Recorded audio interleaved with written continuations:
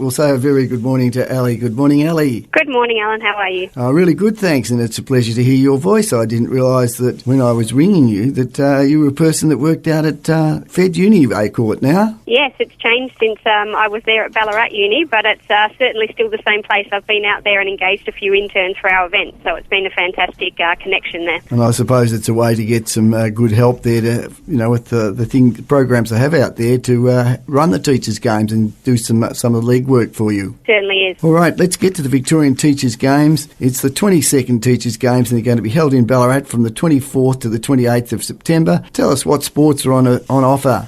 So we have a variety of sports. Most importantly, we've introduced a few new ones coming to Ballarat this year that's enabled us to add some extras. So we've got dragon boat racing this year as the local dragon boat racing club, and beach volleyball's a new one this year as well that we weren't able to run in previous years. So I think a lot of people are surprised at water sports and beach sports in Ballarat, but it's been a nice addition to the program. Right. What are some of the other well-known games that we'll have lined up? So we have lawn bowls. We get about 900 people participate in lawn bowls across the 4 days. 900? Yeah, it's very popular, both social and pennant and serious bowls, so that's always very popular.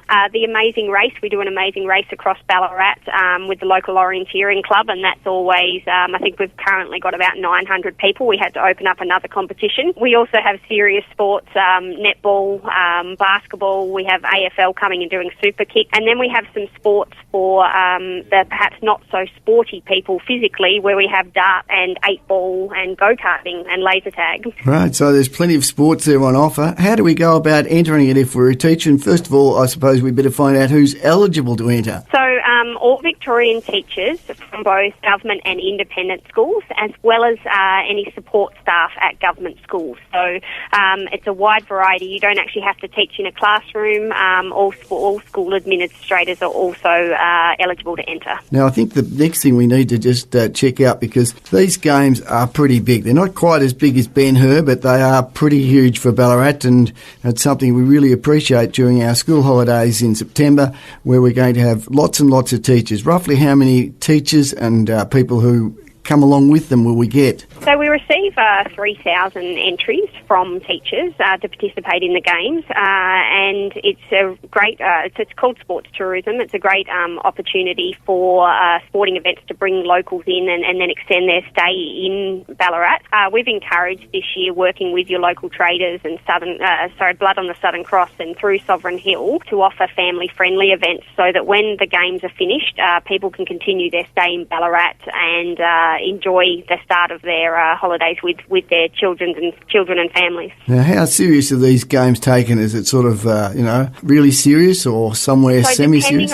That depends on the event, Alan. Some people ring us up and say, can you tell me what event doesn't have many people where I might win a medal? They certainly value their medals. You'll see them walking around town in September with their Teachers' Games medals on. But we also have some really serious events where people like to take the title each year, one of those being the mixed netball competition. It's really huge. We have individual sports such as cycling, cross-country and swimming, and they're really hotly contested, being individual events, type of event you essentially can't just enter if you don't know what you're doing. So we end up with some fairly tough competition in those events. Right, jumping into swimming, seeing that's a sport I know quite a bit about, and you know I do. Yes. What are some of the events there? Have they got butterfly, for example? So we do have butterfly. We don't go over the 50 and 100 metres though. We figure we'll let them off on that. Most of them are, getting old now, so we tend to stick to 50 and 100 metres, and I think we put in a 400 metre freestyle as well. So all disciplines of swimming, including butterfly, and so sticking to the 50 and 100 metre events. Now, I talk regularly to Jo Dash from the Ballarat Netball Association, and I know that she's very keen to get some more umpires because the locals will be doing the umpiring for the matches. How many netball games are we expecting? Well, we have 2 full days of netball. We end up with about 400 netballers playing. So if you divide that by 12, what does that amount to? About, it's about up to 15 to 20 teams sometimes. So we end up with quite a few netballers playing across the 2 days. All right, now at night, I dare say there's not a lot of games going on, so you must have plenty of social activity to keep these people interested besides going and eating at our restaurants. We most certainly do.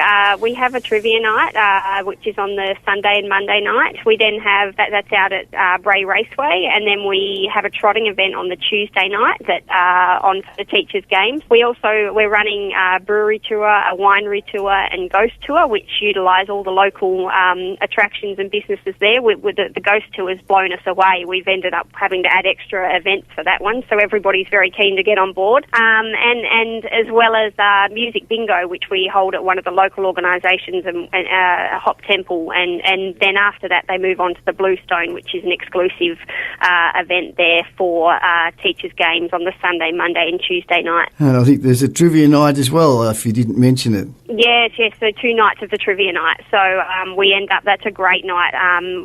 We see teachers let their hair down, which is a nice celebration to the end of their term. Well, have they got any hair to let down? Some of them, we actually, our demographic is, we have about 75% of people between the 25 and 35, and then we skip a few in the middle, and then we end up with quite a few 50 through to 70-year-olds that come along, and they meet up with old colleagues or people they've gone to uni with, and this is their annual catch-up with old friends. They come along and get together at the games. Well, I asked that question because I've got 2 sons who are teachers and a little bit sporty, yep. And one of them got a reasonable head of hair. The other one is about as bald as a badger, and he was the one who gave me the most cheek growing up too. I'm sure I was losing my hair. You telling everybody that too. I didn't give his name away though. No. So we've actually had last year we found a few teachers that have participated in all 21 years. We had 3 different people that come out of the woodwork and did some interviews with them, and they've come to the games every single year, and with different groups of people, whichever school they're at, or past colleagues, or people they met at uni. So it's just a great way for teachers to feel that collegiality and connection to other people who are in the same profession, because we know that they work incredibly hard. So it's a great opportunity for them to get away and number one, have fun, but also experience that education event. On the Sunday of the games, we have a education trade show, which is at the Ballarat Regional Soccer Facility, and that's a fantastic event where they actually get some professional development. They register, they participate in some sports. It's quite exciting for them. What about merchandise? They get much of that, you know? So they get a bag, and we sell T-shirts and hoodies and those sorts of things. So yeah, they walk away with lots of merchandise. Some of our sponsors give away. We have both the unions. We have Victorian Teachers Mutual Bank as our main sponsor, and they give lots of banking offers and discounts. They gave away free money last year, or if you signed up for an account, you got free money in the account when you opened it. So that was always a good deal. So they'll be back this year with some really good offers for teachers. All right, if we've got any teachers listening, how do they go about registering? Or perhaps there's someone listening on their behalf today and they'll be able to tell them what they need to do to register. So we have a website. It's www.victeachersgames.com.au. So not Victorian Teachers Games, it's victeachersgames.com.au. And if they go on there, there's a big red register now button. They can't miss it, and they just go through that process. Actually, I found that quite easy last night. Yeah, you cannot miss it. We don't get calls asking how to register. All right, Ailie, a pleasure speaking with you. We look forward to catching up with you, and love some news items about what's happening in regard to the teachers' games. There's a whole lot of things you mentioned there, and I'm sure we can build on that. That would be fantastic. So thank you for joining us this morning, Ailie, and we'll look forward to keeping in touch. Thanks, Alan. We look forward to getting the Ballarat community involved.